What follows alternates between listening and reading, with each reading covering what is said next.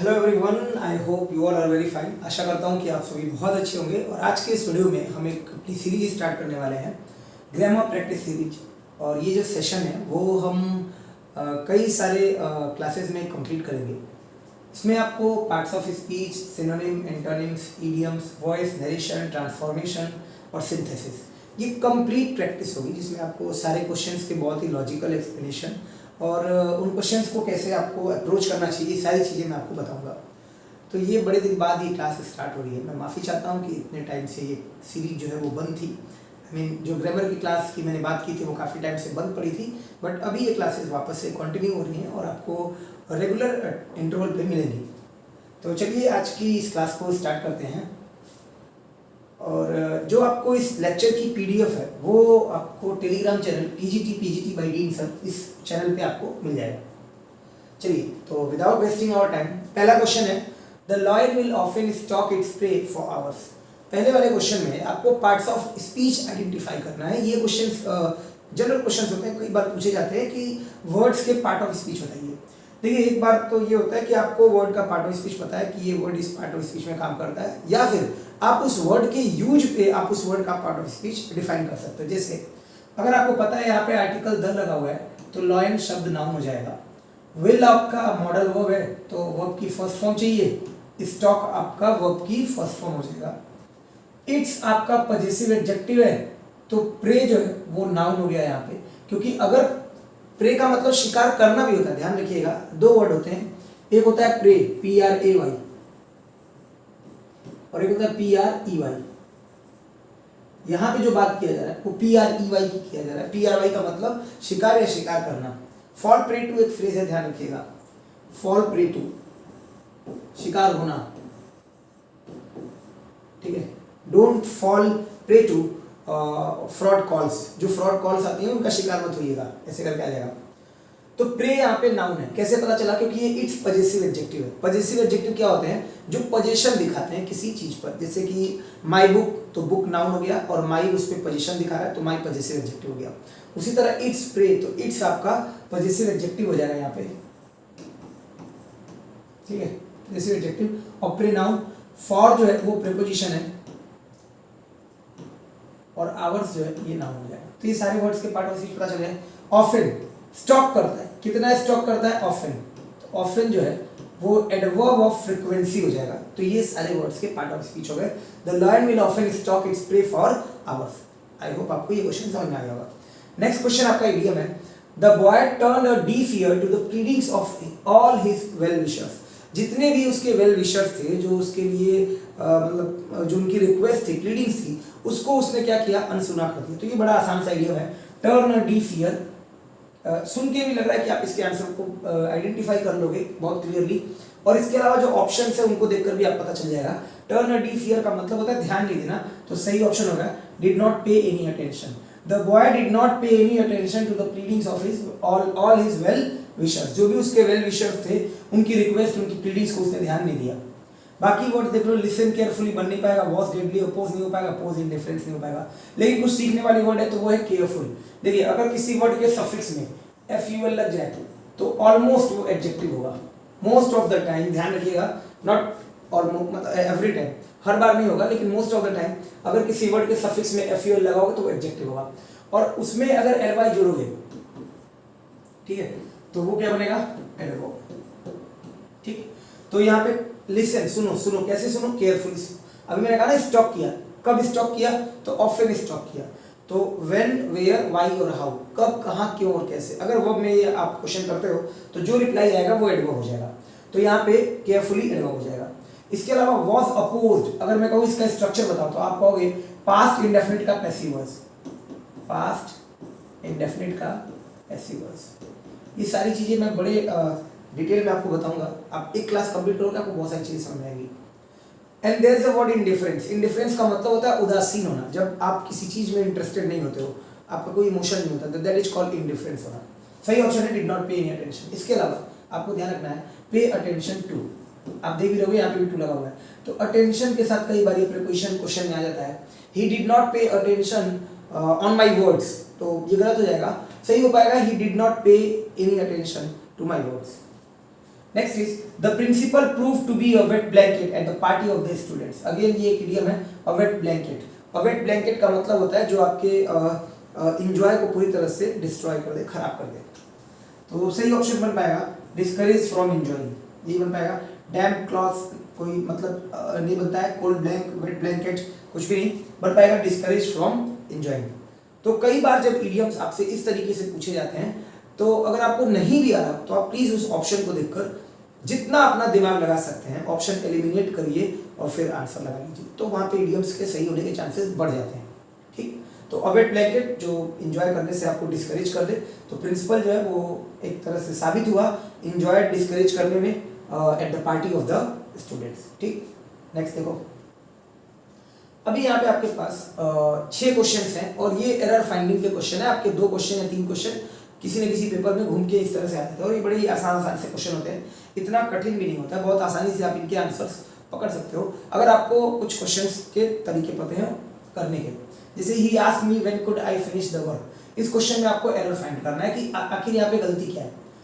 तो इस क्वेश्चन को करने से पहले मैं आपको एक छोटी सी चीज बता दूं और वो ये है कि अगर मैं कहूँ कि इंट्रोगेटिव सेंटेंस के लिए आपको एक बात ध्यान रखनी होगी कि हेल्पिंग वर्ब हमेशा सब्जेक्ट के पहले होगा। ठीक, अगर मैं बोलूँ ही प्लेज क्रिकेट और नेगेटिव बनाऊं तो बोलूंगा he does not play cricket, लेकिन जब इसको चेंज करूंगा इंट्रोगेटिव में तो बोलूंगा does he play cricket, does he not play cricket, why does he play cricket and why does he not play cricket. तो आप देख रहे हो इंट्रोगेटिव में हेल्पिंग वर्ब सब्जेक्ट के पहले आता है। यही दिमाग में रखते हुए हमें लगता है कि when could I finish the work सही हो जाएगा, लेकिन नहीं, ये एक्चुअल में सेंटेंस असर्टिव है। ही आपका सब्जेक्ट है और आस्क्ड आपकी मेन वर्ब है ना। उसने मुझसे पूछा, क्या पूछा, तो ये पूरी बात है when could I finish the work. तो फिर अगर एक बार आपने सेंटेंस को असर्टिव बना दिया तो दोबारा इंट्रोगेटिव नहीं कर पाओगे, आपको कुड को आई के बाद ले जाना पड़ेगा, एक बात। दूसरी बात, ये सबऑर्डिनेट क्लॉज है और सबऑर्डिनेट क्लॉज में आप इंट्रोगेटिव नहीं ला सकते, आपको लिखना पड़ेगा when I could finish the work. 2 चीज हो गया। तीसरा एक और तरीका ये हो सकता है, जब आप नरेशन करते हो तो आप वहां पे बोला जाता है he said to me how could when could can I finish the work, when can I finish the work, ऐसे कुछ करके तो प्रोनाउन चेंज करके आई हो जाना चाहिए। तो वापस से जब नरेशन चेंज करते हो तो वहां पे कैन का कुड हो जाएगा। और आप पढ़ते हो नरेशन में कि इंट्रोगेटिव को असर्टिव में, इतना तो जान रहे होगे ना, नरेशन को चेंज करते समय इंट्रोगेटिव को असर्टिव में चेंज करते हैं। तो असर्टिव में चेंज करने का तरीका क्या होता है, यही तो होता है कि आप कुड को आई के बाद लिखोगे तभी वो असर्टिव में हो पाएगा। तो यही एक एरर था जो हो गया। दूसरा है if I was he I would not accept this project और द प्रोजेक्ट। देखो, जब भी आप अनरियल पॉसिबिलिटीज की बात करोगे जो पूरी नहीं हो सकती, अगर मैं तुम होता, अगर मैं कुछ प्रधानमंत्री होता, अगर मैं यहाँ देश का राजा होता, इस तरह की जो अनरियल पॉसिबिलिटीज होती हैं ये कंडीशनल सेंटेंसेस में आती हैं और इसमें आप सभी सब्जेक्ट के लिए वर लगाते हो, जो वर्ब होती है वो वर लगाते हो। अगर मैं तुम होता तो शायद मैं उसे जाने नहीं देता। If I were you I would not let him go. समझ आ गया? तो यहाँ पे जितने भी सब्जेक्ट होंगे इनके साथ आप लगाओगे वर। अगर किसी टॉपिक में आपको कुछ प्रॉब्लम्स है तो वो आप कमेंट बॉक्स में बता सकते हो कि सर ये वाला टॉपिक हमें पूरा करा दीजिए, तो वो टॉपिक आपको पूरी तरह से क्लियर मैं आपको कंप्लीट वीडियो उसका बना दूंगा। अगर आपको कंडीशन लगता है कि सर मैं कंडीशन पढ़ना चाहता हूँ तो आप प्लीज कमेंट बॉक्स में बताइए। If I were he I would not accept the project. किसी ने कोई प्रोजेक्ट एक्सेप्ट कर लिया तो मैं कह रहा हूँ यदि मैं वो होता ना, मैं उसकी जगह पे होता तो मैं ये प्रोजेक्ट नहीं करता। ये अनरियल पॉसिबिलिटीज है। तो if I were he I would not accept the project. एक एरर और आता है यहाँ पे ही की जगह हिम कर देगा। ध्यान रखिएगा सब्जेक्ट की जो कंपैरिजन होगा ना वो सब्जेक्ट के साथ होगा। तो आई को आप ही के साथ कंपेयर करोगे तो वहां पे ही हो पाएगा, हिम नहीं हो पाएगा। नेक्स्ट अगेन कंडीशनल है, if he had walked fast enough he would catch the bus. तो ध्यान रखिएगा if plus had plus V3, यहाँ पे सब्जेक्ट छूट गया। If plus subject plus had plus V3, तो जो दूसरी क्लॉज होगी वो subject plus would have plus V3। Past के अनफुलफिल्ड एक्शन जो पूरा नहीं हो सके और जिनको आप पूरा नहीं कह सकते, जैसे यदि मैं तुमसे पहले मिला होता तो मैंने तुम्हारी मदद की होती। तो if I had met you before I would have help you. तो मैं तुमसे पहले मिला होता, मैंने तुम्हारी मदद की होती। If he had walked fast enough, मतलब बस उसकी छूट चुकी है तो कोई बोल रहा है कि अगर वो तेज दौड़ा होता तो उसने बस को पकड़ लिया होता। If he had walked fast enough he would have caught the बस। तो यहाँ पे हैव होगा और कैच की जगह V3 लगा देना, catch caught he would have caught the bus. ये एरर आपका मतलब ये सही हो पाएगा इसमें। कमेंट बॉक्स में इस इनफ का पार्ट ऑफ स्पीच बताओ। कमेंट बॉक्स में इस इनफ का पार्ट ऑफ स्पीच बताओ। चलो ये बड़ा आसान सा क्वेश्चन है, मैंने वेट दिया, ये पास्ट में है, प्रिंसिपल क्लॉज पास्ट में है, तो ये जो सबऑर्डिनेट क्लॉज होगी वो भी पास्ट में होगी, तो ये बनेगा चार्ल्स वॉज प्लेइंग क्रिकेट। दूसरा है don't depend on Raju for he will always let's you down. ये भी आसान सा क्वेश्चन है, राजू पे डिपेंड मत रहो क्योंकि वो तुम्हें हमेशा लेट डाउन करेगा, मतलब आपको जो है वो शर्मिंदा करेगा, नीचा दिखाएगा, और मतलब आपको आपकी उम्मीदों पे खरा नहीं उतरेगा। उम्मीदों पे खरा उतरने के लिए एक बहुत अच्छा फ्रेजल वर्ब है, वो होता है live up to. Live up to my expectation. Virat Kohli always live up to his fans expectation. तो विराट कोहली जो हमेशा अपने फैंस होते हैं उनके एक्सपेक्टेशन पे खरा उतरते हैं, ऐसे बोल सकते हो। तो don't depend on Raju for he will always let you down. तो विल मॉडल है, जो विल है ये मॉडल है, हमेशा वर्ब की फर्स्ट फॉर्म, और वो भी प्योर फॉर्म होनी चाहिए। तो प्योर फॉर्म में लेट्स नहीं हो पाएगा, ये होगा let. For because he will always let you down. I have seen him yesterday, past time है, यस्टरडे अगर लगा दिया तो प्रेजेंट परफेक्ट नहीं हो पाएगा। I saw him yesterday, past indefinite tense. बहुत ही आसान सा क्वेश्चन था और आई थिंक आपको ये सारे क्वेश्चन समझ में आए होंगे। अगर फिर भी किसी क्वेश्चन में प्रॉब्लम है तो आप कमेंट बॉक्स में बताइए। नेक्स्ट क्वेश्चन है one of the words is miss spelled, find it out. इसमें से एक वर्ड जो है वो मिस स्पेल्ड है, इसको फाइंड करना है। तो अभी तो क्या है, लाइव क्लास है नहीं, तो मैं ही आपको बताता हूँ।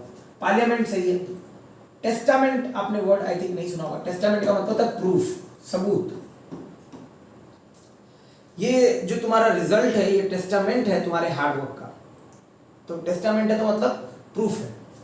बेनीफैक्टर, देखो बेनी जो है ना ये बड़ा पॉजिटिव वर्ड है, आपने इससे बहुत सारे वर्ड सुने होंगे, जैसे बेनिफिट, बेनिफिशियल, बेनिडिक्शन। बेनिडिक्शन का मतलब होता है आशीर्वाद। बेनिवोलेंट, दयालु, kind, generous. Benevolent, benefit, beneficial, benefactor. अब बेनिफैक्टर क्या है, तो इसको समझने के लिए समझिए, एक वर्ड होता है बेनिफिशियरी, बेनिफिक्शन, सॉरी।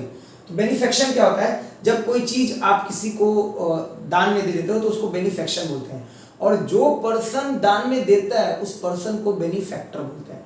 अगर मैं किसी ऑर्गेनाइजेशन को, किसी ग्रुप को खूब सारा अमाउंट ऑफ मनी या कोई चीज दान में दे दूं तो मुझे बेनिफैक्टर बोला जाएगा, समझ में गया।